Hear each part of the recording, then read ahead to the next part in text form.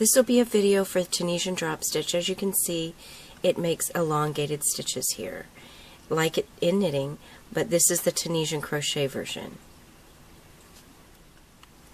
To begin, start off by making a slip knot on your hook and then chaining any number plus 1 for the turning chain. So just go ahead and chain out however many you like. For the crochet along, you'll need to chain 28. And then just continue chaining, but you can chain any number you like. Okay, this is a tall stitch, so what you're going to do is not work into the second chain. You're going to work into the third chain down here. And with this stitch, it doesn't matter if you want to stitch into the back horizontal bar there, or if you want to stitch into the front. It doesn't really matter. By habit only, I stitch into the back. Yarn over and pull up a loop. Now we're going to begin the extra yarn overs. So you have to hold it there with your hook hand. So yarn over, hold it there, insert your hook, yarn over, pull up a loop. Now see this, you have an extra yarn over. It's right here. Yarn over, insert your hook, now pull up a loop. And continue all the way across. And I've only done a few stitches here. Like I said, the crochet along will be 18 chains. Yarn over, insert your hook, and continue doing that all the way across. Yarn over. This is the last one. Now most people have been able to get this far with the written instructions, but there's something about this step that just they can't wrap their head around, and I understand it's kind of odd, but what you're going to do to start is instead of chain 1, you're going to chain 2, because like I said, the stitches are taller. Now here's the yarn over. You can see it's just sort of hanging out there. It's not really tight the way these are. Alright, now all you do, take this loop off the hook, hold it there with your non-hook hand. Let that one drop. Put it back on. Yarn over, pull through 2. Now take that loop off the hook, let the yarn over drop off, yarn over, pull through 2. Take that loop off the hook, let the yarn over drop off, yarn over, pull through 2. And that is really all that you do. That's what the instructions say, but trying to wrap your head around it, I think, is the problem.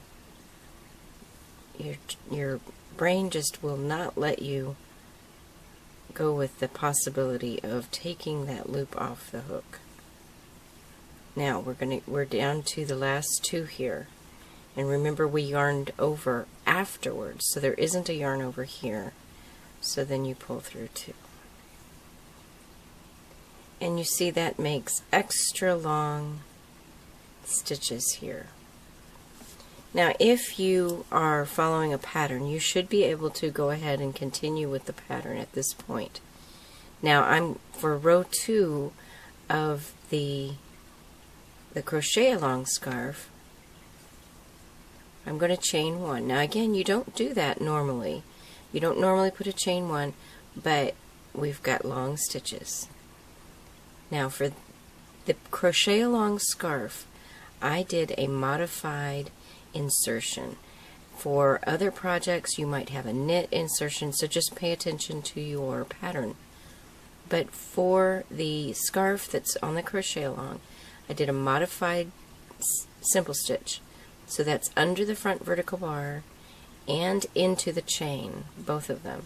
Then yarn over and pull up a loop.